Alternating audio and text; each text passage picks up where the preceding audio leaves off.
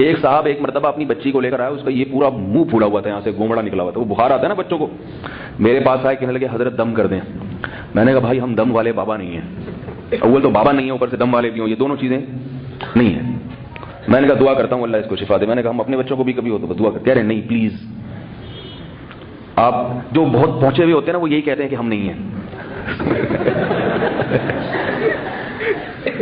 یہ جو بہت زیادہ ہوتے ہیں نا وہ کہتے ہیں کہ. میں نے کہا بھائی نہیں، مجھے دم درود نہیں آتے، واقعی نہیں آتے. کہہ رہے نہیں کریں آپ. بہت اصرار کیا. میں نے کہا چلو بیچارہ اتنا اصرار کر رہا ہے، اللہ سے دعا کر لی اللہ اس بیچارے کا میرے بارے میں یہ نظریہ ہے کہ میں مولوی صاحب ہوں، نماز پڑھاتا ہوں، تو شاید میری پھونک میں تاثیر ہو، تو اللہ میرے جیسے مجھے تو مجھے جانتا ہے کہ میں کتنا نالائق ہوں. لیکن اس بیچارے کے جذبے کی، ایک مولوی صاحب کے پاس آیا یہ سمجھ کے کہ مولوی صاحب مجھ سے بہتر ہوں گے، تو اس جذبے کی رعایت کر کے اس کو شفا دے دے. پھونک لگائی میں نے، اگلے دن دوسری بچی بھی لے آیا. میں نے کہا بھائی اتنی پھونکیں کہاں سے لاؤں میں؟ کہہ رہے نہیں وہ پھونک لگائی تھی وہ ٹھیک ہو گئی، وہ ٹھیک ہو گئی. میں نے کہا بھائی اللہ کی قسم مجھے نہیں آتی یہ چیزیں بھائی، میں نہیں کرتا یہ کام، میں تو اس کے مخالفت کرتا ہوں. الحمد للہ نحمده ونستعینه ونستغفره ونؤمن به ونتوکل علیہ ونعوذ باللہ من شرور انفسنا ومن سیئات اعمالنا من يهده الله فلا مضل له ومن يضلل فلا هادي له ونشهد أن لا إله إلا الله وحده لا شريك له ونشهد أن محمدا عبده ورسوله صلى الله تعالى عليه وعلى آله وأصحابه وبارك وسلم تسليما كثيرا كثيرا. أما بعد فأعوذ بالله من الشيطان الرجيم. بسم الله الرحمن الرحيم. ومن أعرض عن ذكري فإن له معيشة ضنكا ونحشره يوم القيامة أعمى قال رب لما حشرتني أعمى وقد كنت بصيرا قال كذلك أتتك آياتنا فنسيتها وكذلك اليوم تنسى. وقال النبي صلى الله عليه وسلم الكيس من دان نفسه وعمل لما بعد الموت. قرآن مجید کی ایک آیت پڑھی ہے اور رسول اللہ صلی اللہ علیہ وسلم کی ایک حدیث. دعا ہے اللہ تعالیٰ صحیح طرح سے بات کہنے کی، سننے کی، سمجھنے کی اور عمل کی توفیق عطا فرمائے. اللہ تعالیٰ نے آدم علیہ السلام کو جب جنت سے نکالا اور زمین پر بھیجا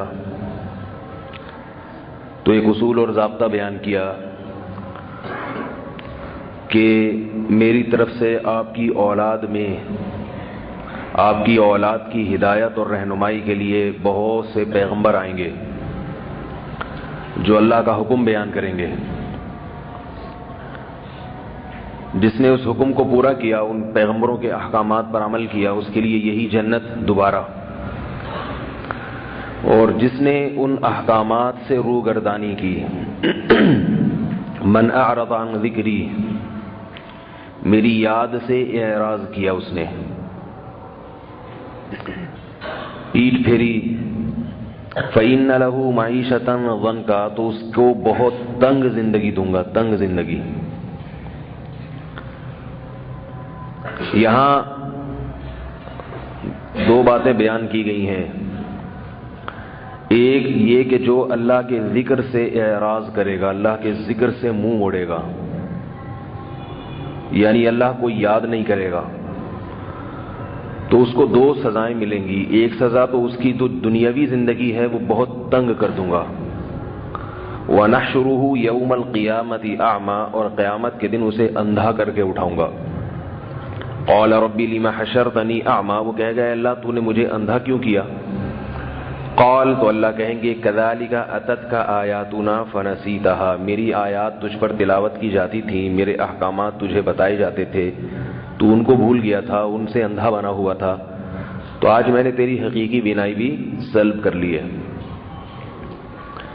دیکھو میرے بھائی، یہ جو دور جس سے ہم گزر رہے ہیں اس میں بہت سارے فتنے. جب تک ہم علم کے راستے کی طرف میں خود نہیں آیا تھا تو مجھے علم کی اہمیت کا اندازہ نہیں ہوتا تھا. مختلف گمراہیوں سے بچنے کے لیے علم کی کیا حیثیت ہے. اور مضبوط علم انسان حاصل نہ کرے تو قرآن اور سنت کے نام پہ گمراہ کیا جاتا ہے انسان کو. یہی قرآن انسان کی گمراہی کا ذریعہ بن جاتا ہے اگر صحیح علم نہ ہو. قرآن مجید میں بہت سارے الفاظ ایک دوسرے سے ملتے جلتے ہیں. ایک لفظ کا کہیں کچھ مطلب ہے، کہیں اس کے علاوہ کہیں اور وہ آیت میں لفظ آ رہا ہے تو اس کا مطلب وہاں بدل جاتا ہے. گمراہ لوگ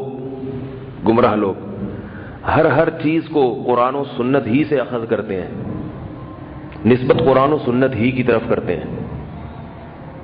کم من قائل قولا صحیحا وآفته من الفہم السقیم. شاعر نے کہا ہے کہ کتنی ہی باتیں ایسی ہیں کہ بات درست ہوتی ہے مگر اس سے بجائے جوڑ کے فساد پھیلتا ہے. کیوں فساد پھیلتا ہے؟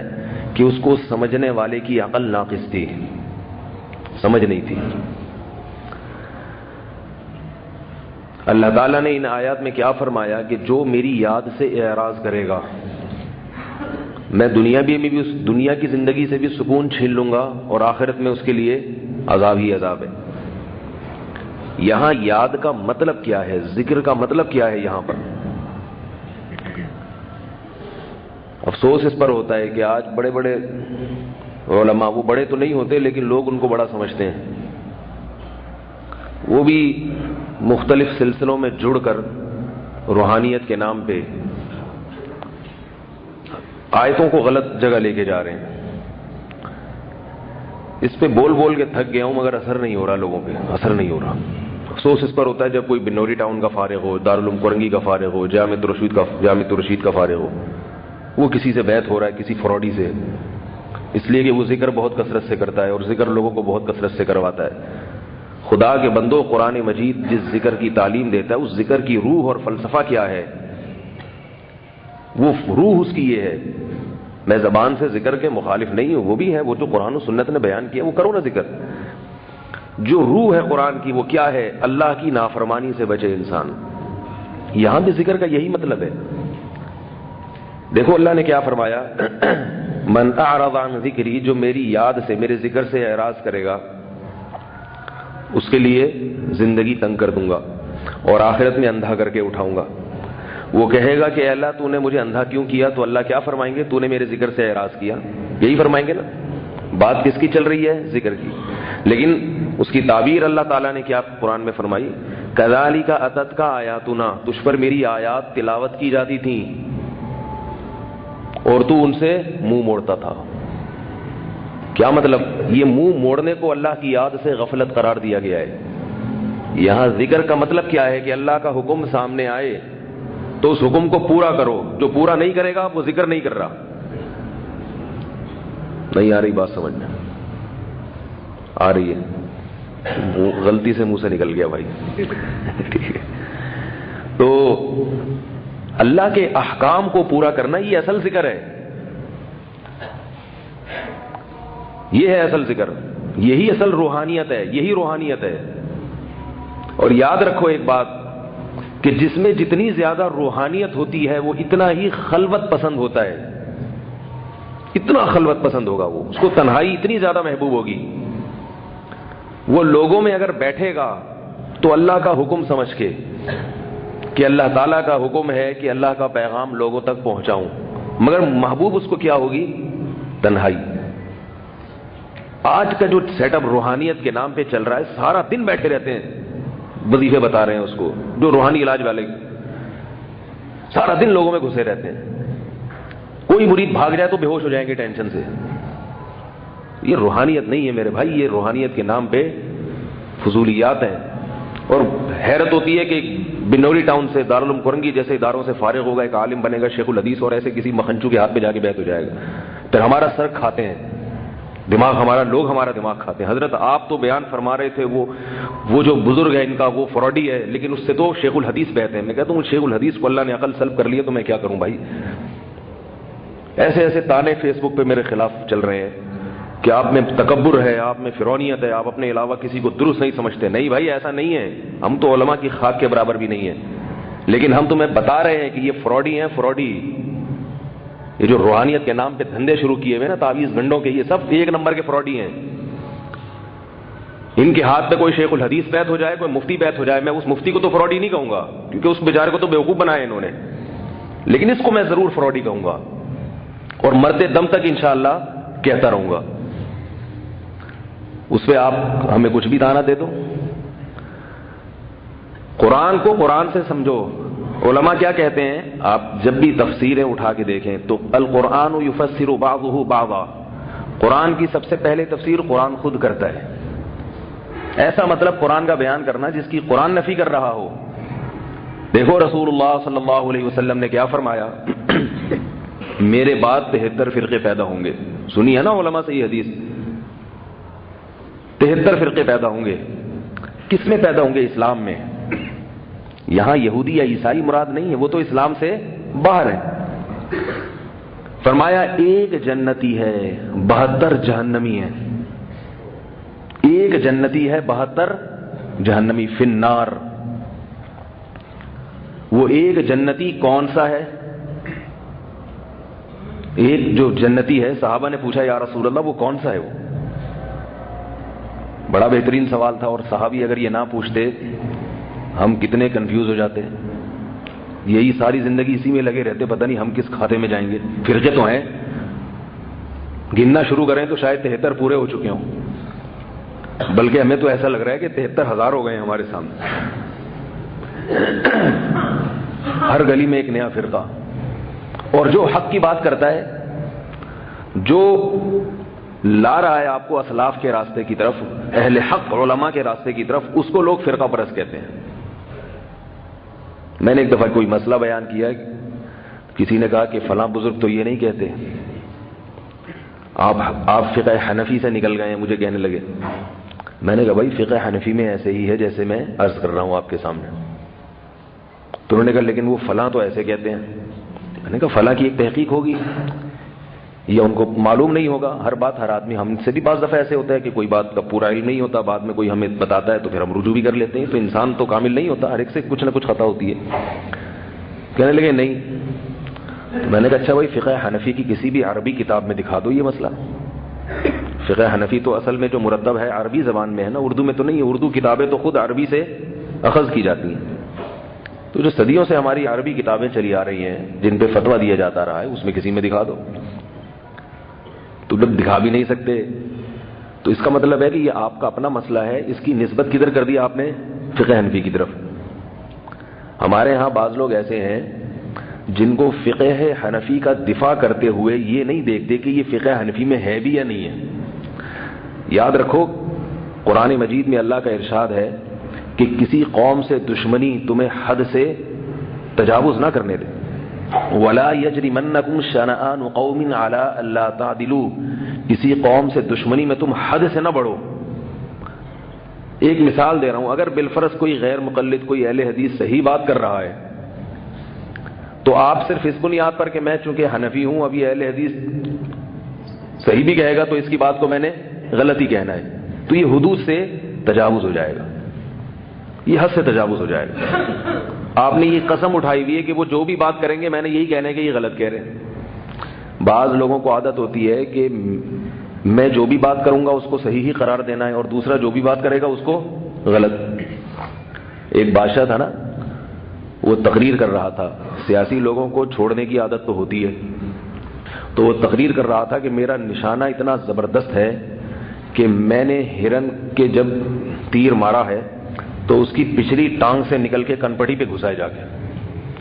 لوگوں نے کہا یہ تو کچھ زیادہ ہو گئی, ٹھیک ہے نا, پچھلی ٹانگ اور کنپٹی کا تو آپس میں کوئی ربط ہی نہیں ہے. تو اس کا ایک چمچہ کھڑا ہوا تھا, چمچے کا تو کام ہے نا کہ وہ چمچہ گیری کرے. تو چمچے نے کہا فوراً, وہ چمچے ہوشیار ہوتے ہیں یاد رکھو ہمیشہ, پلیٹیں اور پراتیں اتنی ہوشیار نہیں ہوتی, یاد رکھو ہمیشہ چمچہ ہوشیار چمچہ ہوتا ہے. اس کو پتہ ہے کدھر گھومنا ہے, میں نے کدھر سے بوٹی ملے گی, کدھر سے آلو ملے گا بریانی میں, وہ سب پتہ ہوتا ہے چمچے کو. تو اس چمچے نے کہا, وہ لوگ حیران ہوئے نا, ہنسنے لگے مذاق سے. فوراً اس نے کہا کہ اصل میں وہ ہرن جو تھا وہ پچھلی ٹانگ سے اپنی کنپٹی کھجا رہا تھا. اب صحیح ہو گیا, ٹھیک ہے, اب کیا ہو گیا, صحیح ہو گیا. تو ہم میں بھی بعض لوگ ایسے ہیں کہ کہیں سے بھی کوئی بات نکل جائے تو بس اب اس سے مناظرے کر لیتے ہیں اس کو صحیح قرار دینے کے لیے. اور یاد رکھو ایک جھوٹ کو صحیح ثابت کرنے کے لیے 100 جھوٹ بولنے پڑتے ہیں انسان کو. اس لیے بہتر عزت اسی میں ہے کہ بھائی یہ غلطی ہو گئی, یہ غلط جملہ منہ سے نکل گیا، یا یہ کہ یہ بات غلط ہے، یا یہ ہمارے فلاں بزرگ نے یہ بات لکھی ہے، تو ان سے خطا ہو گئی اجتہادی، ختم ہو گئی بات۔ ہمارے بزرگوں نے کب کہا کہ بھائی ہم ایسے فرشتے ہیں کہ ہم سے کبھی کوئی خطا ہوگی نہیں؟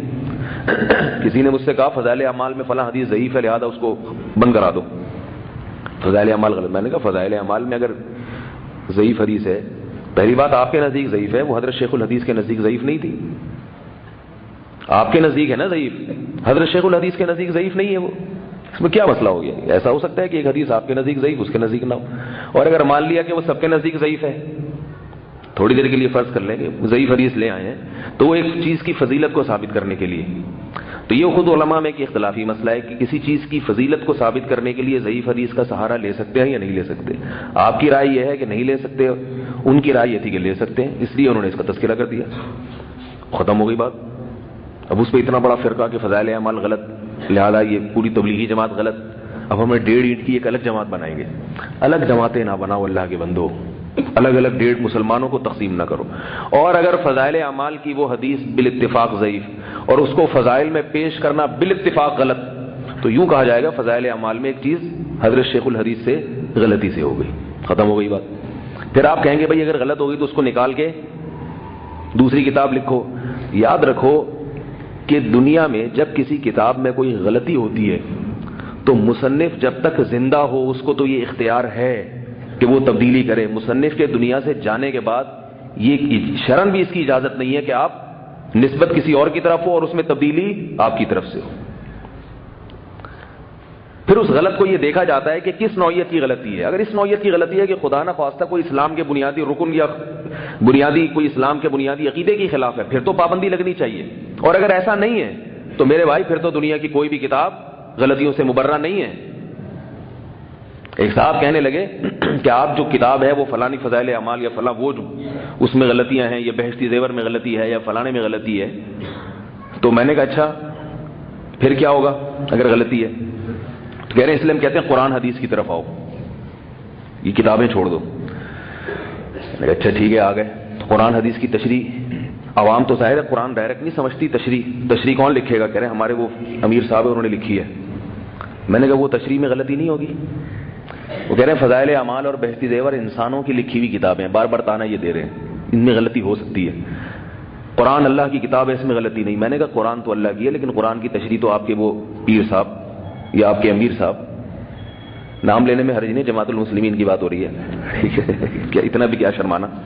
تو آپ کے جو امیر صاحب ہیں وہ جو لکھیں گے وہ کیا اللہ کی طرف سے تشریح نازل ہوگی؟ جب وہ بھی تو انسانوں کی لکھی ہوئی کتاب ہوگی نا، تو اس پہ بھی یہی تانا جو اس پہ ہے، اور اس کے بارے میں اگر آپ نے لکھی، آپ کے امیر صاحب نے تفسیر لکھی اور اس کے شروع میں لکھ دیں کہ اس کتاب میں اگر کوئی غلطی ہوئی تو میں دائرہ اسلام سے خارج ہوں، یہ نہیں لکھ سکتے، وہ ان کو پتا ہے کہ اس میں بھی غلطی کا امکان ہے۔ تو بھائی ساری دنیا کا نظام اسی طرح چل رہا ہے، 100% درستگی کی کوشش کہیں جاؤ گے وہ تو کہیں بھی نہیں ہوگی۔ امام شافعی رحمہ اللہ تعالی کی سب سے بہترین کتاب ہے کتاب الام، آج بھی موجود ہے۔ امام شافعی رحمہ اللہ تعالی نے جب یہ کتاب لکھی ہے تو اپنے شاگرد سے کہا کہ مجھے پڑھ کے سناؤ، 80 جلدوں میں، بہت بڑی کتاب،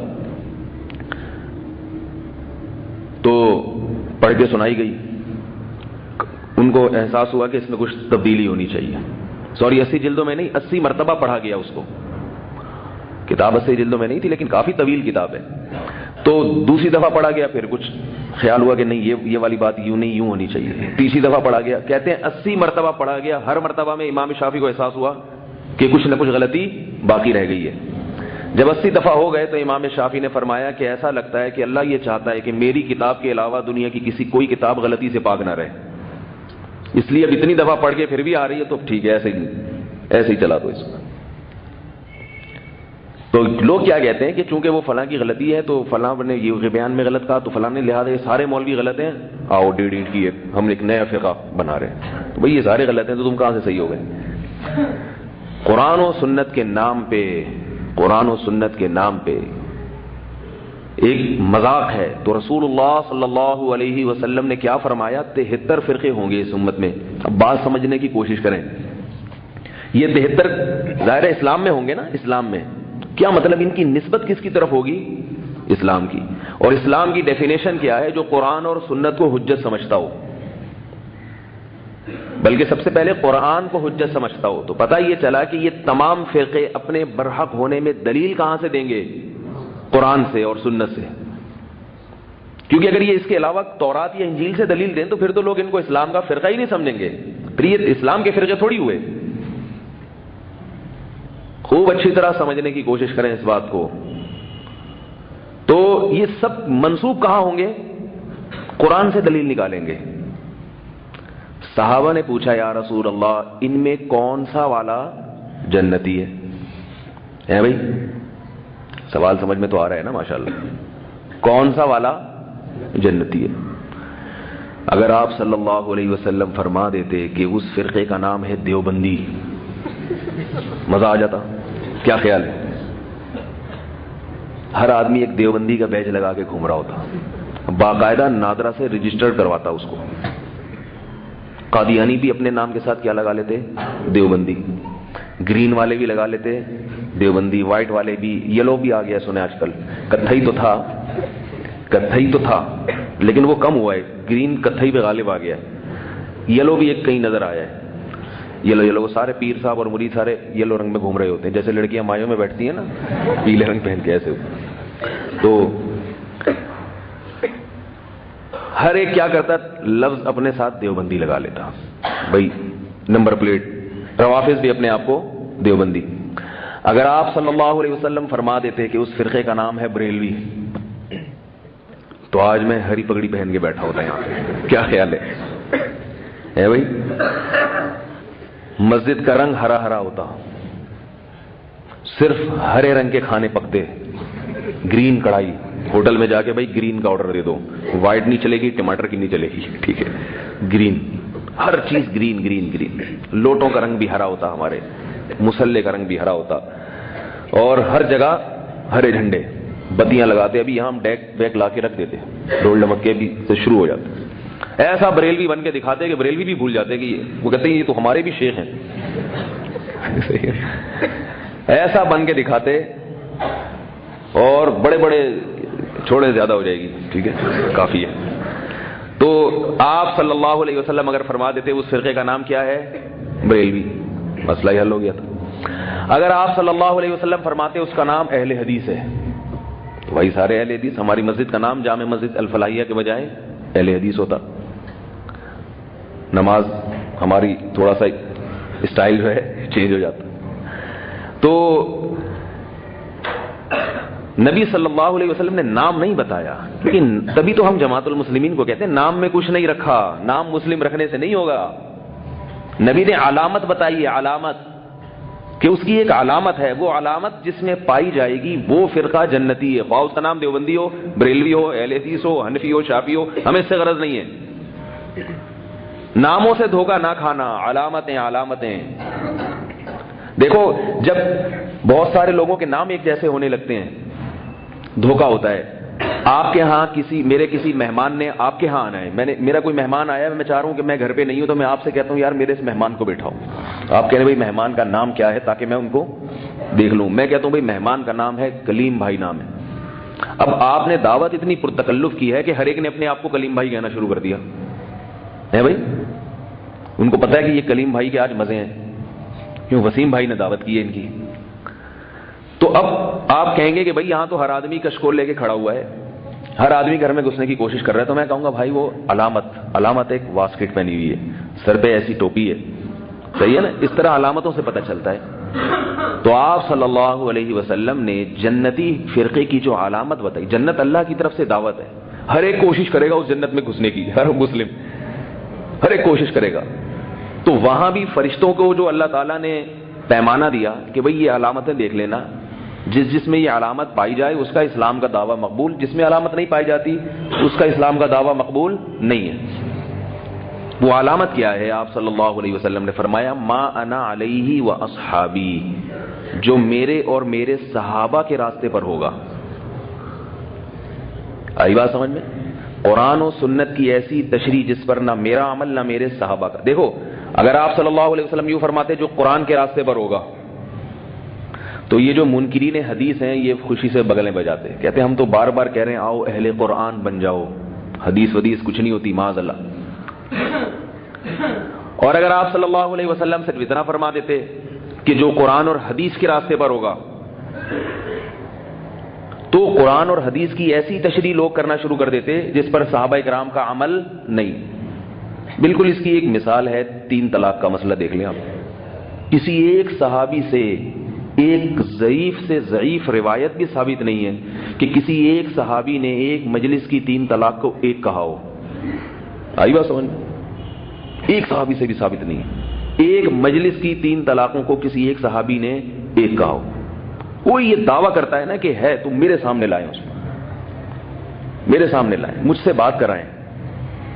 بہت عرصے سے یہ بات میں کر رہا ہوں۔ کل کسی خاتون کا فون آیا، میرے میاں نے 3 طلاقیں دی تھیں، میں نے بنوری ٹاؤن سے فتویٰ لیا، انہوں نے بتایا کہ آپ حرام ہو گئی ہیں اپنے شوہر پر۔ کہہ رہی ہے میں نے پھر عدت گزرنے کے بعد کسی سے نکاح کیا، انبن ہوئی یا وہاں بھی طلاق ہو گئی اس کو۔ میں نے وہاں کہہ رہی ہے عدت گزاری، عدت گزرنے کے بعد پھر میں نے دوبارہ اپنے شوہر سے، پہلے سے پری پلان حلالہ نہیں تھا، وہ تو حرام ہے شریعت میں، دوبارہ نکاح کیا۔ تو اب مجھے کسی نے فتویٰ لا کے دیا ہے کہ میرے پہلے شوہر نے جو مجھے 3 دی تھی وہ 1 ہوئی تھی، 3 نہیں ہوئی تھی، کیونکہ ایک مجلس میں تھی، لہذا میں جو دوسرے زوج کے پاس گئی وہ معاذ اللہ زنا اور بدکاری تھی۔ اب بیچاری رو رہی ہے، پریشان ہے۔ میں نے کہا آپ کو یہ کس نے فتویٰ دیا کہ وہ 3 1 ہوئی تھی؟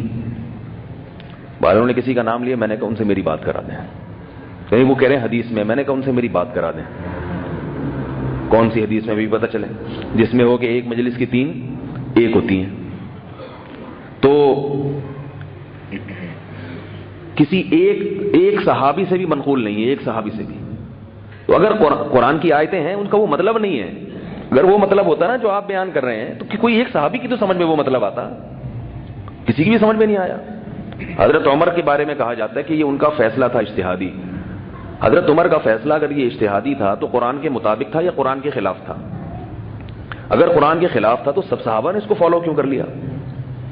ایک بھی نہیں ملتا۔ اس لیے اللہ کے نبی صلی اللہ علیہ وسلم نے اس گمراہی کی جڑیں اکھاڑ دی اور فرمایا کہ جو میرے اور میرے صحابہ کا طریقہ ہوگا۔ درجنوں صحابہ سے صحیح سند سے منقول ہے کہ جب بھی کسی صحابی کے پاس کوئی آیا ہے نا مسئلہ پوچھنے کہ ایک مجلس میں 3 طلاقیں دی ہیں، صحابی نے اس کو یہی فتویٰ دیا کہ بیوی حرام ہو گئی۔ اس لیے یاد رکھو یہ طلاق کے مسئلوں کو کھیل کود نہ بناؤ، دے دیتے ہیں اس کے بعد فوراً فتویٰ لا کے بیوی حلال کروا لیتے ہیں، نہیں ہوتی حلال۔ اور میں بار بار ایک بات کہتا ہوں کہ لوگ ہم سے جب طلاق دیتے ہیں نا تو پھر، کیونکہ آج کل یہ ریشو بہت بڑھ رہی ہے طلاق کی، طلاق کا ریشو بڑھ رہا ہے، وجہ کیا ہے؟ غصے پہ لوگوں میں کنٹرول نہیں ہے اور غصے میں بھی طلاق ہوتی ہے۔ بار بار یہ اس لیے نہیں بتا رہا کہ مجھے شوق ہے، یہ اس لیے کہہ رہا ہوں کہ کام کرنے کے بعد جب ندامت ہوتی ہے نا تو پھر مفتی کو بھی ترس آتا ہے اس کے اوپر، مفتی کو بھی ترس آتا ہے اس کے اوپر۔ کام کرنے سے پہلے ہوشیار ہو جاؤ بھائی۔ غصے میں بھی طلاق واقع ہوتی ہے، اگر آپ نے شراب پی ہوئی ہے، نشہ کیا ہے، خود سے نشہ کیا ہے، پھر طلاق دو گے پھر بھی طلاق واقع ہوگی۔ یہ شراب پینے سے پہلے سوچنا چاہیے تھا کہ اس کے یہی ہے، شراب پی کے کسی کو گولی مارو تو مرے گا کہ نہیں مرے گا، اور شریعت میں اس کی سزا کیا ہے؟ قصاص، اس کی گردن اڑا دی جائے۔ یہ کہے گا میں تو شراب پی ہوئی تھی، کیوں پی ہوئی تھی بھائی؟ یہ کوئی پینے کی چیز ہے؟ یہ لوگ کہتے ہیں کہ ہم نے غصے میں دیے طلاق، ہم تو غصے میں بالکل ہی پاگل ہو جاتے۔ کیوں ہو جاتے ہو پاگل بھائی؟ اپنے باس کے سامنے کیوں پاگل نہیں ہوتے غصے میں؟ ہے بھائی، کوئی پہلوان کھڑا اس کے سامنے کیوں پاگل نہیں ہوتے؟ بیوی کے سامنے کیوں ہوتے ہو پاگل؟ غصے میں کوئی پاگل نہیں ہوتا، یاد رکھو۔ پاگل بنتا ہے، پاگل ہونا الگ چیز ہے، اپنے آپ کو پاگل شو کرنا الگ چیز ہے۔ تو پھر یہ کہتے ہیں کہ زبان سے 3 لفظ ہی تو نکالے ہیں تو بیوی حرام ہو گئی۔ تو میں ان سے کہتا ہوں آپ نے زبان سے 1 لفظ نکالا تھا تو حلال ہو گئی تھی۔ قاضی صاحب نے پوچھا تھا قبول ہے؟ آپ نے زبان سے صرف کیا کہا تھا؟ قبول ہے۔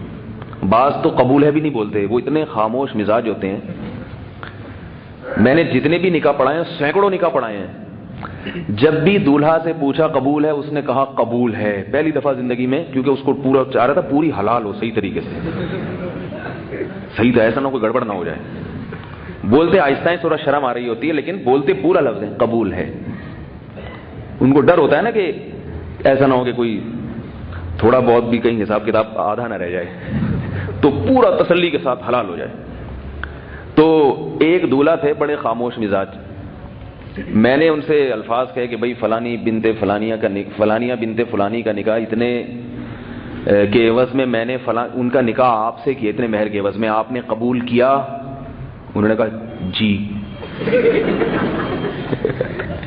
یہ پہلا ایک دولہا ایسا بھی یار بڑا خاموش مزاج آدمی ہے، تو مجھے پتا تھا کہ نکاح ہو گیا ہے، کیونکہ جی کہہ دو تو بھی ہے، اگر جی کے بجائے آپ نے صرف ہاں میں گردن ہلا دی تو بھی ہو گیا نکاح۔ اسلام نے تو بہت آسان رکھا ہے، طلاق کے لیے تو پھر بھی 3 لفظ نکالنے پڑتے ہیں، کیونکہ اللہ یہ چاہتے ہیں کہ جوڑنا آسان ہو اور توڑنا تھوڑا سا مشکل ہو جائے، تو اس کے لیے تو پھر بھی 3 لفظ ہیں۔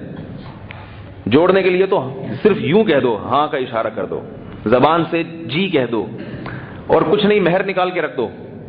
قاضی نے پوچھا آپ کو قبول ہے؟ اس نے مہر نکال کے رکھ دی، یہ لے 50,000، مطلب قبول ہے۔ اور لڑکی کے لیے تو کنواری لڑکی کے لیے کیا اصول کہ پوچھو، اگر کچھ نہ بولے تو مطلب راضی ہے۔ البکر اذنھا سماطھا، آپ صلی اللہ علیہ وسلم نے فرمایا کنواری لڑکی میں اتنی حیا ہوتی ہے کہ اسے اس موقع پر شرم آتی ہے ہاں بولتے ہوئے، لہذا اسے ہاں اگلوانے کی زبردستی کوشش مت کرو، اس سے پوچھو ضرور، یہ بتانے کے لیے کہ اس کی مرضی کے بغیر نکاح نہیں ہو سکتا۔ آج یہ بھی ایک بڑی جہالت ہے کہ زبردستی بیٹی کہیں اور چاہ رہی ہے اور زبردستی اٹھا کے اس کا نکاح کہیں اور کر دیتے ہیں۔ یہاں پھر والدین کے حقوق سمجھ میں آتے ہیں، پھر مجھے فون کرتے ہیں بتائیے کیا بچوں کو اس کی اجازت ہے کہ اپنے ماں باپ کی مرضی کے خلاف چلیں؟ وہ اسلام میں ماں باپ کے کتنے حقوق ہیں؟ ٹھیک ہے اسلام میں بہت حقوق ہیں، لیکن کچھ ماں باپ پر بھی ذمہ داریاں ہیں کہ وہ زبردستی اپنی رائے اولاد پر مسلط نہیں کر سکتے کہ یہاں کرنا ہے اور یہاں نہیں کرنا۔ اس کو گن پوائنٹ پہ شادیاں کروا رہے ہیں، ان کی گن پوائنٹ پہ تھوڑی ہوتی ہے شادی، وہ ادھر چاہ رہا ہے اور اس پہ بندوق لے کے کھڑے ہوئے ہیں، بالکل یہ کنڈیشن ہوتی ہے۔ نتیجہ اس کا کیا نکلتا ہے کہ وہ دباؤ میں آ کے خاندان کی مرضی سے کر تو لیتا ہے، مگر پھر بیوی کی زندگی برباد کر دیتا ہے، محبت نہیں دیتا، اس کو تانے دیتا رہتا ہے، یہ تو میں نے ابا کے کہنے پہ کی ہے۔ بات سے بات نکلتی ہے، کیا کروں میرے بھائی؟ دیکھو شریعت لڑکی کو اس کی اجازت نہیں دیتی کہ ابا کی مرضی کے بغیر جائے، مگر ابا کو بھی تو یہ کہتی ہے کہ پھر بچپن سے بیٹی کو کنٹرول میں رکھو۔ آپ نے بچی کو آزاد ماحول دے دیا، فیس بک پہ بیٹھی ہے، لڑکوں سے دوستیاں لگائی ہوئی ہیں اس نے، اور اب آپ یہ چاہ رہے ہیں کہ وہ شادی میری مرضی سے کرے۔ اب نہیں ہوگا۔ اگر آپ اپنی مرضی سے کروانی تھی آپ نے، تو پھر آپ نے اس کو فیس بک پہ نہیں بیٹھنے دینا تھا، آپ نے اس کو واٹس ایپ لے کے نہیں دینا تھا۔ اس کے دنیا میں ہر ایک سے تعلق، اور اس کو بھی اتنی سمجھ آ گئی ہے کہ بھئی کون ہے کیا ہے، تو وہ دل مائل ہو چکا ہے اس کا۔ اب آپ پابندیاں لگا رہے ہو تو یہ حماقت اور بے وقوفی ہے۔ عشق پیدا کرنا تو بری چیز ہے، بہت بری چیز ہے عشق پیدا کرنے کے جتنے وسائل اور ذرائع ہیں سب کو بند کرنا چاہیے، کیونکہ اس سے انسان کو نقصان ہوتا ہے۔ لیکن اگر ہو جائے، بعض غلطیاں ایسی ہیں کہ وہ ریورس نہیں ہوتی، سمجھ رہے ہیں بات کو؟ یہ کچھ والدین کے لیے کچھ چیزیں بتا رہا ہوں، والدین کو سمجھانے کے لیے۔ آپ کے بچے کو کہیں عشق ہو گیا، غلط کیا اس نے، اس کو اپنی نظر کی حفاظت کرنی چاہیے تھی۔ یہ عشق معاشروں سے صحت بھی خراب ہوتی ہے، زندگی بھی برباد ہوتی ہے۔ اصل تو ہے پہلے کسی کے اخلاق دیکھو، اس کا خاندان دیکھو، پھر وہاں شادی کرو۔ لیکن عشق یہ چیزیں نہیں دیکھتا، نہ وہ اخلاق دیکھتا ہے، وہ شکل دیکھتا ہے، اور اسٹائل دیکھ لے گا تھوڑا بہت جو آج کل چل رہا ہے۔ اور یہ اسٹائل تو آپ کو پتا ہے ڈاکٹر صاحب کا سب سے بہترین اسٹائل ہے آج کل، نام لینا مناسب نہیں ہے، سب جانتے ہیں۔ جو بھی روئیں گے ربیع الاول میں آپ دیکھیں گے، بہت زیادہ روئیں گے، وہ قبرستان پہ اسٹیج سجا کے روتے ہیں، دنیا کو رلاتے ہیں، کڑھائیوں والے کرتے پہنتے ہیں، کرتوں کی مصنوعات اور اس کی پروڈکٹ میں اضافہ ہوا ہے ان کی وجہ سے۔ اسٹائل کتنے اچھے ہیں، مگر حرکتیں سب کو معلوم ہیں۔ تو اب کیا ہے کہ عشق جو ہے نا، یہ پیدا کرنا، ہمارے بزرگان دین اسی وجہ سے نظر کی حفاظت کا حکم دیتے ہیں، بلکہ ہمارے حضرت نے ایک خاتون پر ایک عالم کا بیان سننے پر پابندی لگا دی، وہ ان کے بیان سن کے ان پہ لٹو ہو رہی تھی، صحیح ہے؟ تو وہ ان کی آواز اچھی تھی تو وہ بیان سن کے لٹو ہو گئی۔ اب لٹو ہونا تو غلط ہے نا، تو حضرت نے ان کو فرمایا ان کے بیان سننا چھوڑ دو، کسی اور کے سنا کرو۔ کہنے لگی نہیں، مجھے انہی کے بیان سے فائدہ ہوتا ہے، کسی اور کے بیان سے نہیں ہوتا ہے۔ انہوں نے فرمایا نہیں، فائدہ نہیں ہو رہا، آپ کو نقصان ہو رہا ہے، فائدہ نہیں ہو رہا، آپ کو نقصان ہو رہا ہے۔ تو لٹو ہونا یہ تو برا ہے، عشق معاش کا، اس کا نقصان ہوتا ہے، صحت خراب ہوتی ہے، عبادت سے دل ہٹتا ہے انسان کا۔ مگر ہو گیا، آپ نے اس کو سارے وسائل لٹو ہونے کے مہیا کیے ہوئے ہیں، انٹرنیٹ دے دیا، فیس بک دے دیا آپ نے اس کو، اور اس کو اسکول میں بھیج دیا, کو ایجوکیشن میں آپ نے اس کو تعلیم دی, وہ لڑکی پڑھ رہی ہے لڑکے کے ساتھ بیٹھ کے, وہ دیکھ رہی ہے کہ ساری لڑکیوں کے بوائے فرینڈ ہیں کہ میں ہی اکیلی ہوں جس کا کوئی بوائے فرینڈ نہیں ہے, سب کو ایزی لوڈ گھر بیٹھے بیٹھے فری میں بیلنس مل رہا ہے, مجھے نہیں مل رہا. یہ ساری چیزیں ماحول اس کو متاثر ہوگی. وہ نتیجہ کیا نکلتا ہے کہ تھوڑی دن میں اس کو بھی کہیں معاشرہ ہو جاتا ہے. غلطی ہو گئی. اب اللہ کے نبی نے اس کا علاج جو بتایا ہے وہ کچھ اور علاج. کیسا نیچرل مذہب ہے دیکھو اسلام, فطری مذہب ہے. آپ صلی اللہ علیہ وسلم نے فرمایا لن تر للمتحابین مثل النکاح, اگر محبت ہو جائے تو نکاح سے بہتر ان دو محبوبوں کو جوڑنے کی کوئی بھی چیز نہیں ہے. سب سے بہتر ہے کہ ان کا نکاح کر دیا جائے. اسی وجہ سے صوفیاء کرام, بعض صوفیاء نے لکھا ہے کہ عشق کا سب سے بہترین علاج ہے کہ جس سے عشق ہو اس سے نکاح کر لو. وہی عبادت میں بدل گیا وہ کام. نکاح تو پیغمبروں کی سنت ہے. تو اس لیے میں والدین سے کہتا ہوں کہ اپنے بچوں کو کنٹرول میں رکھو. لیکن اب آپ نے شروع میں اتنی آزادی دی ہوئی ہے, اس کے جناب اس کو فری ہینڈ دیا ہوا ہے. اب اگر وہ کہہ رہا ہے کہ ابا مجھے اسکول میں کوئی پسند آ گئی ہے, کالج میں کوئی پسند آ گئی ہے, پھر اس کے جذبات کا خیال کریں آپ. دیکھو شریعت آپ کو بھی کچھ چیزوں کا پابند بناتی ہے. ماں باپ ایسے نہیں ہے کہ بس ان کو ہر چیز میں اللہ نے کنٹرول دے دیا ہو کہ اولاد کے جذبات کا, اس کی خواہشات کا خیال ہی نہیں کرنا, ایسا نہیں ہے. پھر آپ کو اس کے جذبات کا خیال کرنا ہے. اگر آپ نے نہیں کیا یہ ممکن ہے گناہ میں پڑ جائے, وہ برائی میں پڑ جائے. زبردستی وہاں سے ہٹوا کے کہیں اور شادی کرائیں گے تو تجربہ یہ ہے, مشاہدہ یہ ہے. کچھ چیزیں انسان تجربے سے بھی سیکھتا ہے نا. ٹھیک ہے آپ کے تجارب زیادہ ہوں گے, لیکن جو ہمارے تجارب ہیں نا, وہ دنیا بھر کے لوگ رابطے میں رہتے ہیں, وہ تجارب یہ ہیں کہ اگر آپ زبردستی وہاں سے ہٹا کے کہیں اور کریں گے تو وہ اس آنے والی لڑکی کی زندگی برباد کرے گا. پھر وہ آنے والی کی زندگی برباد کرے گا. اسے تانے دے دے کے مار دے گا. وہ نہیں بھی تانے دے گا, بہت شریف ہوگا تو دل میں وہی دوسری طرف خیال رہے گا. ہاں اگر وہاں ممکن نہیں ہے, کوئی بہت ہی کوئی گھٹیا قسم کے لوگ ہیں, بہت ہی بالکل ہی عقل کے خلاف ہے, کوئی کسی ہیروئن سے عشق ہو گیا کسی لڑکی کو, یا لڑکے کو کسی بھنگن سے عشق ہو گیا, تو ظاہر ہے یہ ایک الگ چیز ہے. کہیں اتنا اگر وہ فرق آ رہا ہے تو ایک الگ چیز ہے. بعض والدین یہ کہتے ہیں کہ بھئی وہ ہمارے جو ہے نا ہمارے قوم اور رسم و رواج کے خلاف ہے, ہم بہاری ہیں تو بہاریوں میں ہی کریں گے, ہم سہارنپوری ہیں تو سہارنپوریوں میں, ہمارے میچ نہیں ہو سکتی وہ لڑکی. ہمارا بیٹا جو ہے نا وہ بہاریوں میں کر رہا ہے اور جو نہ کٹے آری سے وہ کٹے بہاری سے. یہ میں نے کسی اپنے بہاری دوست سے ہی سنی, واللہ والا. تو ہم تو اپنے آپ کو کٹوانا نہیں چاہتے ہم لوگ. تو ایسے موقع پہ سوچنا چاہیے دنیا مسافر خانہ ہے. دنیا کیا ہے؟ مسافر. اتنا بہو کے لیے اونچا معیار رکھنا. اچھا بہاریوں کا, پھر بہاریوں میں کے بارے میں یہ ہے کہ وہ کسی اور قوم میں نہیں کرتے, وہ کہتے ہیں بہاریوں میں ہی کریں گے. ہر آدمی, ہر قوم اپنے آپ کو سمجھتی ہے کہ مجھ سے بہتر دنیا میں کوئی بھی نہیں. وہ ایک قوم ہے راجپوت پنجاب میں, میرے ایک سسرال راجپوت بھی ہے. اللہ کا شکر ہے سسرال کے حساب سے اللہ نے کافی ہول سیل کے حساب سے سسرال دیا میں. تو راجپوت قوم کے بارے میں مشہور ہے کہ یہ اپنے سے بہتر کسی کو نہیں سمجھتی. تو ایک آدمی جلسے میں تقریر کر رہا تھا, حضرت علی کے فضائل بیان کر رہا تھا, نام لیے بغیر, کہ ایک شخص جو اتنا بہادر اور اتنا سخی, ان کی سخاوت حضرت علی کی نا, نام نہیں لیا اس نے.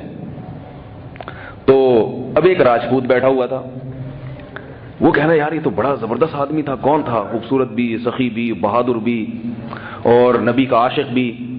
اس کی تو ساری خصوصیتیں بہت بہترین ہیں. تو قوم کا پوچھنا چاہیے قوم کیا تھی. تو خطیب سے جا کے پوچھا یار اس نوجوان کی قوم تو بتاؤ. اس نے کہا سید تھا, سید کا. اوہو, قوم کی طرف سے مار کھا گیا بیچارہ, راجپوت نہیں تھا. کہہ رہے ہیں ساری چیزیں درست ہیں مگر قوم کی طرف سے مار کھا گیا. ابے بھائی وہ سید ہے, وہ نبی صلی اللہ علیہ وسلم کا داماد ہے. کہہ رہے راجپوت نہیں. جیسے لاہور کے بارے میں مشہور ہے نا کہ لاہور کے لوگ لاہور جیسا کسی بھی جگہ کو نہیں سمجھتے.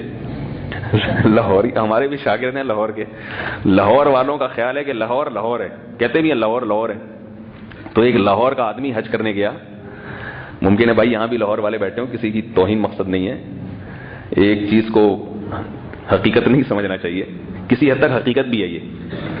تو وہ گیا حج کرنے, مدینہ کی زیارت, مدینہ بھی گیا, روضہ رسول پہ بھی گیا, بیت اللہ بھی گیا. تو اب بیت اللہ کے سامنے بیٹھ کے اللہ سے دعا مانگ رہے پنجابی میں کہ اللہ کنا سوڑا تیرا مدینہ, تے کنا سونا مکہ, تے کنا سونا بیت اللہ, تے کنا سونا, ایسے ساری چیزیں وہ جو ہے نا وہ کہ کنا سونا روزہ, تے کنا سونا. آخر میں کہتے ہیں پر لاہور لاہور ہے. پر لاہور جو ہے نا تو اتنا ہر آدمی کا نکاح کے معاملے میں اتنا اونچا معیار ہے آج، اتنا اونچا معیار ہے، تو بھائی اس معیار کو تھوڑا سا کم کر لو، تھوڑا گرا دو، یہ سوچ کے کہ یہ دنیا مسافر خانہ ہے. اگر وہ آپ کی اس کی اپنی کچھ رسومات ہیں جو آپ میں میچ نہیں ہو سکتے تو کوئی بات نہیں، آپ اس کو برداشت کر لینا. بھائی ان کے یہاں ایسا نہیں ہوتا، ہمارے یہاں ایسا ہوتا ہے، تو ہم کچھ ان کے یہاں کے حساب سے چلیں گے، کچھ اپنے یہاں کے حساب سے چلیں گے، ٹھیک ہے نا. سارا اپنے یہاں جیسا کرنے کی ضرورت کیا ہے؟ گزارا چلاؤ بھائی، دنیا ہے مسافر خانہ ہے. تو اس لیے والدین سے خصوصی گزارش ہے کہ بھائی اپنی اولاد کے جذبات کا بھی تھوڑا سا خیال کر لیا کریں. یہ اللہ کے نبی کی تعلیمات ہیں، میری اپنی نہیں ہے. مجھے پھر فون آتے ہیں آپ ہمارے بچوں کو بگاڑ رہے ہو، ہمارے بچوں کو. میں نہیں بگاڑ رہا بھائی، یہ تو اللہ کے نبی نے کہا ہے کہ جہاں اس کا دل مائل ہو وہاں کرنا چاہیے نکاح. تو طلاق کی بات کر رہا تھا کہ یہ جو ہے نا، یہ جی صرف زبان سے وہ دولہا میاں نے بولا تھا نا جی، تو مجھے بڑی ہنسی بھی آئی. میں نے ان سے دوبارہ قبولوایا، میں نے کہا زور سے بولیں قبول ہے. اس لیے قبولوایا کہ مجھے تو پتا تھا کہ نکاح ہو گیا ہے، لیکن جو لوگ بیٹھے پتہ نہیں ان کو بھی پتا ہے کہ نہیں پتا. وہ ایک آدمی کے کتے نے، ایک آدمی کسی کے گھر میں گیا تو میزبان کا کتا بہت بھونک رہا تھا اس کو، مہمان کو دیکھ کے نا. تو مہمان بیچارہ ڈر رہا ہے. تو میزبان نے کہا کہ آپ کو پتا نہیں ہے کہ بھونکنے والے کتے کاٹتے نہیں ہیں؟ کہہ رہے مجھے تو پتا ہے، پتہ نہیں آپ کے کتے کو بھی پتا ہے کہ نہیں پتا ہے. مجھے تو معلوم ہے یہ بات، آپ کے کتے کو بھی معلوم ہے، یہ نہیں مجھے پتا. تو مجھے تو پتا تھا کہ اس نے جب جی بولا نکاح ہو گیا، لیکن یہ لوگوں کو بھی پتا ہے. لوگ کہیں گے کہ یہ کوئی، مجھے ویسے ہی لوگ پتہ نہیں کیا سمجھتے ہیں کہ یہ کوئی نیا فرقہ تو نہیں آ گیا. تو اس لیے میں نے کہا بھائی قبول ہے بولو، تاکہ سب کو یقین آ جائے کہ نکاح ہو گیا. عجیب عجیب لوگوں سے واسطہ پڑتا ہے نکاح میں بھائی، 3 دفعہ قبول آتے ہیں. ہماری تو آنتیں درد کرنے لگتی ہیں. اپنی دفعہ میں ہم نے 1 دفعہ قبول ہے بولا تھا، دوسروں کو 3 دفعہ کیوں قبولوائیں بھائی؟ جب ہماری اپنی ہوئی تھی تو ہم نے 1 دفعہ قبول ہے بولا تھا. نکاح 1 دفعہ قبول ہے بولنے سے ہو جاتا ہے، 3 دفعہ کی ضرورت نہیں ہے، تکلفات ہیں. اور نکاح میں اتنا یہ نہیں ہے کہ یہ جو آج کل ہوتا ہے نکاح کہ میں نے آپ کا جو فلاں گھر میں رہتی ہے اور فلاں گھر میں اس کے علاوہ کوئی دوسری خاتون نہیں ہے اور فلانا وکیل، اور یہ جو نکاح کے کاغذات میں، یہ ان تکلفات کی ضرورت نہیں ہے بھائی. نبی صلی اللہ علیہ وسلم نکاح پڑھاتے تھے، میں نے تمہارا نکاح اس سے کر دیا، چلو. اس طرح ہوتا تھا نکاح. سمجھ رہے بات کو؟ تو اس لیے یہ اتنا، وہاں دیکھیں تبلیغی اجتماع میں جب نکاح ہوتے ہیں کیسے دھڑا دھڑ آدھے گھنٹے کے اندر درجنوں نکاح ہو جاتے ہیں. اگر وہ اتنے تکلفات سے کام لیں گے، فلاں بن فلاں اور اس کے گھر میں اس کے علاوہ کوئی دوسرا نہیں اور وکیل وہ ہے اور گواہ چشمدید گواہ سی پرانی اردو لے کر آتے ہیں، وہ گواہوں کے سامنے تو وہ جو ہے نا وہ ایک ہی ہو سکے گا اتنی دیر میں. پھر اس میں انسان اصل دولہا کا نام مر جو جاتا ہے، اس میں بھول جاتا ہے کہ دولہا کہاں گیا. اتنے گواہ اتنے وکیل، وہ غلطی پھر میں یہ ہو سکتا ہے غلطی سے کہ وکیل کی جگہ دولہا آ جائے، دولہا کی جگہ. مجھ سے ایک صاحب نے کہا یہ سب پڑھے نا، وہ تھوڑا سا گرین شیڈ تھا ان میں، تو انہوں نے کہا یہ سب، اب میں پڑھ رہا ہوں تو میں دولہا ہی کنفیوز ہو رہا ہے مجھ سے. میں نے کہا ایسا نہ ہو کہ بھائی دولہا کی جگہ کوئی اور ہو اور وہ خوشی میں قبول ہے بھی بول دے، اس کی تو موجیں ہو جائیں گی. تو تکلف نہیں ہے. ہاں بھائی آپ کا نکاح اس سے، زوجتکھا بما معک من القرآن، نبی نے دیکھو ایسا نکاح کہ میں نے تمہارا اس سے کر دیا نکاح، ختم. تو 73 فرقوں میں جو رسول اللہ صلی اللہ علیہ وسلم نے علامت بتائی، وہ کیا علامت بتائی ہے؟ نام نہیں بتایا. ما انا علیہ و اصحابی، جو میرے اور میرے صحابہ کا. تو صحابہ کو اس میں ایڈ کیا ہے، اس لیے قرآن و سنت کی وہ تشریح جو صحابہ سے منقول نہ ہو وہ دیوار پہ اٹھا کے پھینک دو. ایک دفعہ کسی مولانا صاحب تھے، وہ ان سے میری بات ہوئی یہ طلاقی کے مسئلے پر. میں نے کہا جو عبداللہ ابن عباس رضی اللہ تعالیٰ عنہ جو حدیث کے راوی ہیں، جس حدیث میں آ رہا ہے نا کہ 3 ایک ہوتی ہیں، جو آپ کے، حالانکہ اس کا یہ مطلب نہیں ہے، آپ یہ مطلب بیان کر رہے ہو کہ ایک مجلس کی 3 ایک ہوتی ہیں، حالانکہ اس حدیث میں ایسا کوئی تذکرہ نہیں ہے. اور اگر مان لو تھوڑی دیر کے لیے، تو عبداللہ ابن عباس رضی اللہ تعالی عنہ نے خود فتویٰ کیا دیا ہے. وہ تو ایک مجلس کی 3 کو 3 کہتے تھے. تو وہ مولانا صاحب جواب میں کہتے ہیں، مفتی صاحب جو جنہوں نے فتویٰ دیا تھا غلط فتویٰ، وہ جواب میں کہتے ہیں کہ ہم نے کلمہ محمد صلی اللہ علیہ وسلم کا پڑھا ہے، عبداللہ ابن عباس کا کلمہ ہم نے نہیں پڑھا. آئی بات سمجھ میں؟ ہم نے کلمہ نبی کا پڑھا ہے، صحابی کا نہیں پڑھا. میں نے فوراً اسے کہا کہ آپ نے نبی کا پڑھا ہے مگر صحابی نے کس کا پڑھا تھا؟ نہیں یاری بات. میں نے کہا آپ نے تو کلمہ نبی کا پڑھا ہے، عبداللہ بن عباس نے کس کا کلمہ پڑھا تھا؟ آپ اگر نبی کا کلمہ پڑھ کے ایک مجلس کی 3 کو 1 کہہ رہے ہو اور عبداللہ بن عباس ایک مجلس کی 3 کو 3 کہہ رہے ہیں، اس کا مطلب آپ نے تو پڑھا ہے، انہوں نے کسی اور کا کلمہ پڑھا ہے. پھر نہیں یاری بات بھائی. اگر انہوں نے بھی وہ کلمہ پڑھا ہے نبی کا اور آپ نے بھی پڑھا ہے اور وہ کہہ رہے ہیں کہ ایک مجلس کی تین ہوتی ہیں اور آپ کہہ رہے ہو کہ ایک ہوتی ہیں، تو اس کا مطلب کلمہ انہوں نے بھی نبی کا پڑھا، آپ نے بھی پڑھا، مگر انہوں نے سمجھا، آپ نے سمجھا نہیں ہے۔ یہ اختلاف قرآن و سنت کا نہیں ہے، قرآن و سنت کی فہم اور سمجھ کا اختلاف ہے۔ حدیث میں آتا ہے رسول اللہ صلی اللہ علیہ وسلم نے فرمایا بلغوا عنی ولو آیا فرب حامل فقہ غیر فقیہ، مجھ سے حدیث سن کے آگے پہنچایا کرو، اس لیے کہ بہت سے ایسے ہیں جو حدیث جانتے ہیں سمجھتے نہیں ہیں، تو ایسے آدمی کو پہنچا دو گے جو جان بھی لے گا اور سمجھ بھی لے گا۔ تو ما انا علیہ و اصحابی، جو میرا اور صحابہ کا طریقہ تھا، اب دودھ کا دودھ پانی کا پانی ہو گیا۔ ہر چیز دیکھ لو، صحابہ، ربیع الاول شروع ہو گیا ہے نا، آج کیا تاریخ ہے ربیع الاول کی؟ ہے بھائی 6 تاریخ ہے، تو ربیع الاول صحابہ کے دور میں بھی شروع ہوتا تھا کہ نہیں ہوتا تھا؟ کیا خیال ہے؟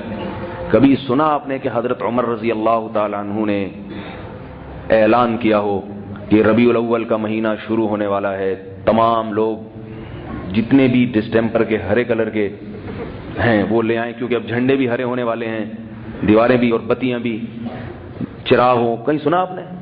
کہیں بھی نہیں۔ بلکہ اس کے خلاف جب اسلامی سال کی ابتدا ہوئی ہے، کہاں سے ابتدا کی جائے، کس مہینے سے ابتدا کی جائے، کس سال سے ابتدا کی جائے، تو صحابہ کے سامنے نبی کی پیدائش بھی تھی، نبی کی وفات بھی تھی، مگر اسلامی سال کی ابتدا صحابہ نے مشورہ کر کے ہجرت سے کی ہے، کیونکہ ہجرت قربانی ہے نا، ہجرت میں قربانی کا تصور آئے گا۔ جب بھی سال تبدیل ہوگا، دیکھو جب 25 دسمبر آتا ہے اور 2015 کے بعد 2016 شروع ہوتا ہے، تو عیسائی کیا کہتے ہیں؟ حضرت عیسیٰ علیہ السلام کو دنیا سے گئے ہوئے 2015 سال گزر چکے ہیں۔ اس سے کوئی سبق نہیں ملتا، کیونکہ پیغمبر کے دنیا میں آنے یا جانے سے کیا سبق ملے گا آپ کو؟ صحابہ کے سامنے نبی کی پیدائش کا دن بھی تھا، نبی کی وفات کا سال بھی تھا، مگر اسلامی سال کی ابتدا صحابہ نے بالاتفاق مشورہ کر کے کہاں سے شروع کی ہے؟ ہجرت سے، تاکہ مسلمان یوم پیدائش منانے اور یوم وفات منانے کو اہمیت نہ دیں، ہجرت کو اہمیت دیں، کیونکہ ہجرت سے ایک سبق ملتا ہے کہ دین اور حق کی خاطر اپنے وطن کو رسول اللہ صلی اللہ علیہ وسلم نے چھوڑا ہے، اپنی زمین کو، اپنی جائیداد کو چھوڑا ہے، اس سے قربانی کا جذبہ پیدا ہوگا۔ سمجھ میں آ رہی ہے بات کہ نہیں آ رہی؟ جذبہ پیدا ہوگا۔ اب ہم جب 1436 ہجری شروع ہوا تو ہمارے دل میں ایک جذبہ پیدا ہوتا ہے یکم محرم کو کہ رسول اللہ صلی اللہ علیہ وسلم کو ہجرت کیے ہوئے، قربانی دیے ہوئے 1435 سال گزر چکے ہیں، وہ یاد تازہ ہوگی۔ صحابہ کی زندگی میں بار بار ربیع الاول کا مہینہ آیا ہے، بار بار صحابہ روزہ رکھتے تھے، حلوے مانڈے دیگیں پکا پکا کے نہ کھاتے تھے نہ کھلاتے تھے، غریب کو چپکے سے کھلا دو بھائی، کس نے منع کیا ہے؟ اتنے زیادہ روزے رکھتے تھے، اتنے زیادہ۔ بعض صحابہ نے پوری زندگی روزے رکھے ہیں، پوری زندگی۔ رسول اللہ صلی اللہ علیہ وسلم کی اپنی سنت کیا تھی؟ کثرت سے روزے، کثرت سے روزے۔ آج روزے نہیں رکھے جا رہے، کھایا جا رہا ہے، دین کے نام پہ، نبی کے نام پہ کھا رہے ہیں۔ کھانے پر کوئی پابندی نہیں ہے، اس لیے کہ بعض لوگ پھر ہمیں بھی دیکھتے ہیں ہم کھا رہے ہیں تو کہتے ہیں آپ نے خود کہا تھا کھاؤ، آپ 3 پراٹھے کھا گئے۔ آپ کھانے پر پابندی نہیں ہے، آپ کی صحت جتنا پراٹھے کی اجازت دے رہی ہے آپ کھا لیں، مگر اس کو اسلام اور دین کا حکم نہ سمجھیں۔ بولے بھائی میرا پیٹ 4 پراٹھوں کے بغیر بھرتا ہی نہیں، 4 کا 5 کھا لیں آپ، لیکن یہ نہ کہیں کہ یہ بہت نیک کا، میں 6 پراٹھے کھا کے آج میں نے اللہ کو خوش کر دیا، یا میرے والد صاحب کی روح کو میں نے اصال ثواب کیا 6 پراٹھے کھا کے۔ بھائی یہ نہیں ہے، روزہ رکھ کے ہوتا ہے یہ، روزہ عبادت ہے، کھانا عبادت نہیں ہے۔ آپ صلی اللہ علیہ وسلم نے فرمایا کہ بدترین برتن بھرنے کے لحاظ سے معدہ ہے، انسان کا پیٹ۔ ہمارے جتنے مشائخ بزرگ جو دنیا سے گزر گئے یا دنیا میں موجود ہیں، ان سب کی خوراکیں بہت تھوڑی ہیں۔ کبھی کسی حقیقی بزرگ کے ساتھ رہ کے دیکھیں نا آپ، تو روحانی والوں کے پاس ہی بیٹھے رہتے ہیں، وہ تو سارا دن کھاتے رہتے ہیں۔ جو کھا رہا ہے نا وہ روحانی نہیں ہو سکتا، یاد رکھو۔ جو کھا کے دم کر رہے ہیں نا، ایک بکرا لے آؤ، ہاں بھائی خود بھی کھایا، مریدوں کو بھی کھلایا، اس کے بعد دم کیا، دم میں اثر نہیں ہوگا اس کے، وہ بس نفسیاتی اثر ہے اس کا۔ دم میں اثر آئے گا روزہ رکھنے سے، گناہ چھوڑنے سے۔ حضرت مولانا موسیٰ روحانی بازی رحمہ اللہ تعالی، پنجاب کے ایک بہت بڑے بزرگ، انتقال کے بعد ان کی قبر سے خوشبو، ان کے بارے میں مشہور تھا، کسی کو تعویذ پہ صرف بسم اللہ بھی لکھ کے دے دیتے تھے، فوراً اثر ہو جاتا تھا۔ حالانکہ آپ لکھ کے دے دیں کچھ بھی نہیں ہوگا۔ تعویذ کا مسئلہ یہ ہے کہ تعویذ اعلیٰ درجے کے توکل کے خلاف ہے. اس لیے ہمارے بہت سے اکابر تعویذ دیتے تو تھے، استعمال کبھی نہیں کرتے تھے. اور دیتے اس لیے تھے کہ اگر نہیں دیں گے تو یہ پھر کسی بالکل مشرک کے پاس چلا جائے گا، لیکن اس کی حوصلہ شکنی کرتے تھے کہ یہ استعمال نہ کرو تو اچھا ہے، بس اللہ سے دعا مانگو. ہمارے حضرت بھی بعض دفعہ تعویذ لکھ کے دیتے تھے، مگر بتاتے تھے بھائی دعا کی طرف توجہ دو. اس لیے ہمیں کبھی نہیں دیا، ہم نے حضرت سے کبھی تعویذ لیا ہی نہیں، حالانکہ ہم تو سارا دن حضرت کے ساتھ رہتے تھے. کبھی نہ مانگا، کوئی پتا تھا ہم مانگیں گے تو حضرت کہیں گے تمہیں کیا ہو گیا، تم یہاں رہ کے بھی اگر عقل نہیں آئی ہے. تو اس لیے ہمارے اکابر جو تعویذ لکھ کے دیتے رہے ہیں نا، اس کا مطلب یہ نہیں کہ وہ تعویذ کی دکانیں کھولنا ان کے نزدیک. آج بہت سے روحانی دھندوں والے تعویذ گنڈوں کی پوری دکانیں کھول کے بیٹھے ہیں اور حوالہ دیتے ہیں. حضرت مولانا شرف علی تھانوی رحمۃ اللہ علیہ بھی دیا کرتے تھے، اور فلاں وہ جس طرح سے دیتے تھے اس کی یہ کیفیت نہیں تھی جو آپ کی ہے. ہم نے اپنے حضرت کے گلے میں کبھی تعویذ نہیں دیکھا. آپ نے میرے دیکھا کبھی؟ میرے بچوں کے دیکھا؟ میرے بچے کبھی جاتے ہیں سسرال اپنے ننیال تو وہاں سے کوئی نہ کوئی ان کو کچھ دھاگا واگا باندھ کے، میں سب سے پہلے وہ دھاگا اتارتا ہوں. میں کہتا ہوں یہ بغیر دھاگے کے مر جائے مجھے زیادہ محبوب ہے، دھاگے کے ساتھ زندگی مجھے پسند نہیں ہے. یہ گلے میں ہندوؤں کی طرح کالا پٹا پڑا ہوا اس کے، جیسے ہندوؤں کے دیکھا نا آپ نے، یہاں کالا پٹا ہوگا، ایک جناب وہ ادھر انگوٹھے پہ گرا لگی ہوئی ہوگی، ایک ادھر بندھا ہوا ہوگا. کیا ہے؟ چھوڑو ان چیزوں کو، اللہ پہ اعتماد کرو، توکل کرو. نبی نے کیا فرمایا؟ میری امت کے 70,000 لوگ بغیر حساب کتاب کے وہ جنت میں جائیں گے جو تعویذ گنڈے نہیں کرتے تھے. یہ بھی تو ہے حدیث. تو ہمارے اکابر نے اگر تعویذ دیا ہے وہ اس لیے کہ لوگوں ہر آدمی کا ایمان کا لیول ایک جیسا نہیں ہوتا. اور بعض دفعہ یہ ہوتا ہے کہ یہ تو جائز تعویذ ہے، یہ خالصتاً شرک کی طرف نہ چلا جائے. تو حضرت مولانا موسیٰ روحانی بازی رحمہ اللہ تعالی، وہ کرامت تھی ان کی، کرامت تھی، عبادت گزار تھے. کرامت تھی کہ بعض لوگوں پر ایسی اللہ تعالیٰ کرامت کے پھونک لگاؤ فائدہ. یہ پھونک بھی عجیب چیز ہے. اس میں سامنے والے کی عقیدت کا دخل بھی ہوتا ہے کہ سامنے والے کو آپ سے کتنی عقیدت ہے. ایک صاحب ایک مرتبہ اپنی بچی کو لے کر آیا، اس کا یہ پورا منہ پھولا ہوا تھا، یہاں سے گومڑا نکلا ہوا تھا. وہ بخار آتا ہے نا بچوں کو. میرے پاس آئے، کہنے لگے حضرت دم کر دیں. میں نے کہا بھائی ہم دم والے بابا نہیں ہیں، اول تو بابا نہیں ہے، اوپر سے دم والے بھی ہوں، یہ دونوں چیزیں نہیں ہیں. میں نے کہا دعا کرتا ہوں اللہ اس کو شفا دے. میں نے کہا ہم اپنے بچوں کو بھی کبھی ہو تو بس دعا کرتے. کہہ رہے نہیں پلیز. آپ جو بہت پہنچے ہوئے ہوتے ہیں نا وہ یہی کہتے ہیں کہ ہم نہیں ہیں.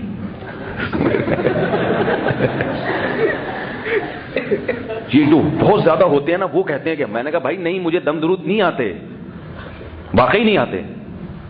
کہہ رہے نہیں کریں آپ. بہت اصرار کیا. میں نے کہا چلو بیچارہ اتنا اصرار کر رہا ہے، اللہ سے دعا کر لی. اللہ اس بیچارے کا میرے بارے میں یہ نظریہ ہے کہ میں مولوی صاحب ہوں، نماز پڑھاتا ہوں، تو شاید میری پھونک میں تاثیر ہو. تو اللہ میرے مجھے تو مجھے جانتا ہے کہ میں کتنا نالائق ہوں. لیکن اس بیچارے کے جذبے کی، ایک مولوی صاحب کے پاس آیا یہ سمجھ کے کہ مولوی صاحب مجھ سے بہتر ہوں گے، تو اس جذبے کی رعایت کر کے اس کو شفا دے دے. پھونک لگائی میں نے، اگلے دن دوسری بچی بھی لے آیا. میں نے کہا بھائی اتنی پھونکیں کہاں سے لاؤں میں؟ کہہ رہے نہیں وہ پھونک لگائی تھی وہ ٹھیک ہو گئی، وہ ٹھیک ہو گئی. میں نے کہا بھائی اللہ کی قسم مجھے نہیں آتی یہ چیزیں بھائی، میں نہیں کرتا یہ کام. میں تو اس کے مخالفت کرتا ہوں اور میرے پاس ٹائم بھی نہیں ہے. کہہ رہے نہیں وہ ٹھیک ہو گئی تھی، اس کو لگائیں پھونک. ٹھیک ہے. میں نے کہا پر دوبارہ کوئی دل میں سوچا، اس کو تو نہیں کہا، وہ پھر غصہ ہو جاتا کہ ایک پھونک کا سلنڈر لا کے رکھنا پڑے گا. کیا خیال ہے؟ اس سلنڈر میں دم کر کے پھونک دو، پھر اسی کی ہوا جو ہے نا ہول سیل کے حساب سے جو بھی آ رہا ہے اس کو یوں کیا، ایسا ہی کرنا پڑے گا. تو خیر اس کی پھونک لگا دی میں نے. تو بعض دفعہ انسان کو کسی سے عقیدت ہوتی ہے تو اس پہ ایک نفسیاتی اثر ہوتا ہے. ممکن ہے وہ ٹھیک ہو ہی گئی ہو، اللہ نے کر دیا ہو، یا ویسے ہی بیچاری نے ٹھیک ہونا ہی ہو، کیونکہ ہر بیماری ایسے تو نہیں کہ وہ چلتی رہے. بعض لوگ ٹھیک ہونے والے ہوتے ہیں، دم کرنے والا جو ہے نا پھونک لگا کے وہ سارا اپنے کھاتے میں ڈال لیتا ہے. ٹھیک ہے نا. یرقان کی بیماری ایک طویل عرصے تک چل کے بالآخر ختم ہو جاتی ہے، لیکن یہ دم درود والے پھونکتے رہتے ہیں وہ ٹھیک ہوتی ہے. دیکھو ہم نے کیا تھا نا بھائی، نہیں کرتے تو بھی ہو جانا تھا اس میں ٹھیک. ایک صاحب تھے، یہ چینل تبدیل ہو رہا ہے، پھر وقت بھی کافی زیادہ ہو گیا، تو پھر میں دعا کے بعد انشاءاللہ ایک دو باتیں اور بتاتا ہوں اس بارے میں. تو بھائی یہ اس پہ ربیع الاول پہ انشاءاللہ بیان اگلے جمعے تفصیلی ہوگا. ربیع الاول کی بدعت کے بارے میں، نبی کا یوم پیدائش کیا ہے، تاریخ وفات کیا ہے، یہ بیان تو ہوگا. لیکن بس اتنی بات کہ اہل حق کی بنیادی علامت کیا ہے، صحابہ کے طریقے پر ہو. صحابہ کے، تو صحابہ کے طریقے کو اگر کوئی چھوڑ دیتا ہے تو جتنے مرضی دلائل دے ہم ان دلائل کو تسلیم نہیں کریں گے. یہی صحیح سنت ہے اور یہی رسول اللہ صلی اللہ علیہ وسلم سے سچی محبت کی دلیل ہے کہ آپ صحابہ کے راستے کو اختیار کریں. اللہ تعالی ہم سب کو سمجھنے کی، عمل کرنے کی توفیق عطا فرمائے.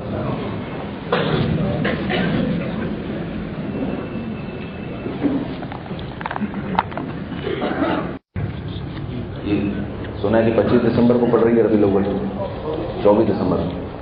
ایک بہت اہم بات ہے ربیع الاول ہی کے حوالے سے، ڈر بھی لگتا ہے، لوگ کہتے ہیں یہ مولوی لوگ کوئی ادھر ٹانگیں کھینچ رہا ہے، یہ ادھر آؤ تو یہ لوگ ادھر ٹانگیں کھینچتے ہیں۔ تو بات ہے علمی سمجھ میں آئے ٹھیک ہے، نہیں تو بھائی جس کی سمجھ میں آئے تو اس پر عمل کریں۔ دیکھو اب 24 دسمبر کو 12 ربیع الاول ہے، ٹھیک ہے نا، اس میں نبی کا یوم ولادت منایا جائے گا، ایسا ہی ہے نا۔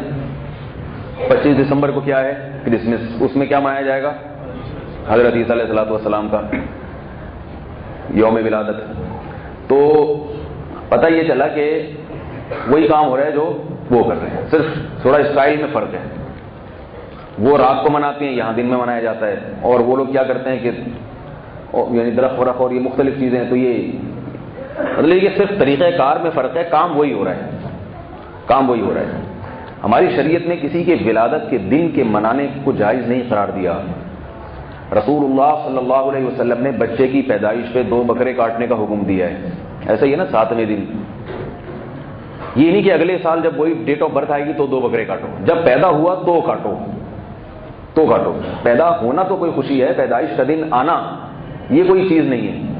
تو اس لیے ایک چھوٹی سی بات یہ ذہن میں رکھیں کہ دیکھیں رسول اللہ صلی اللہ علیہ وسلم نے جمعہ کے دن کو عبادت کے ساتھ خاص کرنے سے منع کیا ہے، کیونکہ جمعے کا دن ایک خوشی کا دن ہے، عید کا دن ہے، لہٰذا جمعے کو خاص روزہ جمعے کو رکھنا یہ مکروہ عمل ہے، نبی صلی اللہ علیہ وسلم نے اس سے منع کیا۔ اگر رسول اللہ صلی اللہ علیہ وسلم کا یوم ولادت خوشی کا دن ہوتا، یعنی یوم ولادت منانا کوئی بات ہوتی، تو پھر اس دن آپ صلی اللہ علیہ وسلم روزہ نہ رکھتے، جبکہ ہم دیکھتے ہیں نبی صلی اللہ علیہ وسلم پیر کے دن روزہ رکھتے تھے۔ صحابہ نے پوچھا کیوں رکھتے ہیں؟ فرمایا اس دن میری ولادت ہوئی ہے۔ تو آپ نے پیر کے دن روزہ رکھ کے بتا دیا کہ میرا ولادت کا دن عید نہیں ہو سکتی، کیونکہ عید اور روزہ جمع نہیں ہو سکتی۔ تو ہمارے پاس سیرت میں بھی، نبی کی سیرت میں بھی اس بارے میں احکامات موجود ہیں۔ اس لیے میرے بھائی ربیع الاول کے مہینے میں آپ نعت پڑھیں، آپ کو نعت سے کوئی نہیں روکتا، کسی بھی دن پڑھ لیں آپ۔ ربیع الاول میں اگر زیادہ جوش آتا ہے تو ٹھیک ہے، چلو ربیع الاول میں پڑھ لی نعت آپ نے۔ نعتوں کا مضمون شرکیہ نہیں ہونا چاہیے، پھر حلوے مانڈے نہیں ہونے چاہیے اس مہینے میں۔ ہمارے نبی جو ہے نا یہ روزہ رکھوانے والے نبی تھے، کھانے پینے والے نبی نہیں تھے۔ 40 دن آپ کے گھر میں چولہا نہیں جلتا تھا، تو ایک پورا جو ہے نا وہ حلووں کی دیگیں پلیٹیں، اور 12 ربیع الاول تو آپ کا یوم پیدائش ہے ہی نہیں، تو یہ سرے سے ہی جڑی غلط ہے، اس کی پیدائش کا دن ہی نہیں ہے۔ اس پر مستقل بیانات ہو چکے ہیں، ابھی وقت نہیں ہے۔ تو یہ سارا جو ہے نا غیر مسلموں سے، سعودی عرب کو دیکھیں آپ، سعودی عرب میں تو پتہ بھی نہیں چلتا 12 ربیع الاول کو کہ کوئی آیا بھی ہے، حکومتی سطح پہ کوئی چھٹی نہیں ہوتی وہاں پہ۔ تو نہ سعودیہ میں، نہ دبئی میں، نہ شارجہ میں، نہ مصر میں، نہ شام میں، جتنے عرب کنٹریز ہیں 20 کے قریب دنیا میں عرب ممالک ہیں، کہیں بھی پتہ نہیں چلتا، نہ عراق میں، یہ صرف بنگلہ دیش میں، پاکستان میں اور انڈیا میں پتہ چل رہا ہے۔ تو یہ اسلام صرف کیا انڈیا میں آیا ہے، اور اس میں بھی سب جگہ نہیں، نازم آباد میں نہیں ہے، کھارادر میں ہے۔ عید کیسی عید ہے جو نازم آباد میں نہیں منائی جا رہی، کھارادر میں منائی جا رہی ہے؟ پٹیل پاڑا پہ ہے، گرو مندر پہ نہیں ہے، ٹھیک ہے نا، اس گھر میں ہے اس گھر میں نہیں ہے۔ یہ عید تہوار تو دیکھو ہندوؤں کا جب تہوار آتا ہے نا، چاہے کیسا بھی ہندو ہو سب اس تہوار میں شریک ہوتے ہیں، کیونکہ انہیں پتا ہے یہاں تو اپنا ہندو ہونا ہم نے ثابت کرنا ہے۔ عیسائیوں کی کرسمس آئے گی، چاہے وہ افغانستان میں کوئی فوجی عیسائیوں کا لڑ رہا ہو پہاڑوں میں، وہ بھی کرسمس منائے گا ضرور، چاہے وہ مذہب پہ چلتا ہو یا نہ چلتا ہو، لیکن کرسمس والے دن وہ اپنا عیسائی ہونا ثابت کرے گا۔ تو اگر یہ تہوار واقعی تہوار ہے تو یہ کیا بات ہے کہ ایک گھر میں ہرا جھنڈا نظر آ رہا ہے، دوسرے گھر میں پتہ ہی نہیں کہ ربیع الاول ہے بھی یا نہیں، صحیح ہے نا؟ کھارادر میں ہے، پٹیل پاڑا میں نہیں ہے، گرو مندر میں نہیں ہے، اورنگی ٹاؤن میں ہے۔ یہ سب عجیب حساب کتاب چل رہا ہے، ایک شہر میں بھی علاقے تقسیم، ایک مسجد میں ہو رہا ہے دوسری میں بالکل پتہ ہی نہیں چل رہا، اس کا مطلب ہے، اور پھر ایک ملک میں ہے دوسرے ملک میں ہے ہی نہیں، مکہ مدینہ میں تو تصور ہی نہیں ہے اس کا، اور آج نہیں ہمیشہ سے نہیں۔ تو یہ سارا حساب کتاب ایسا لگتا ہے کچھ بنائی ہوئی چیز معلوم ہوتی ہے، تو اس لیے اس سے اجتناب کریں، اسلام کے جو احکامات ہیں ان پر عمل کرنے کی کوشش کریں۔ یہ کسی نے سوال پوچھا ہے محمد افضل صاحب کی والدہ فوت ہو گئی ہیں، اللہ تعالیٰ ان کی مغفرت فرمائے۔ کمپنی جس میں یہ لمبا سوال ہے وقت زیادہ ہو گیا، پھر اگلی دفعہ دیں گے۔ الحمدللہ رب العالمین۔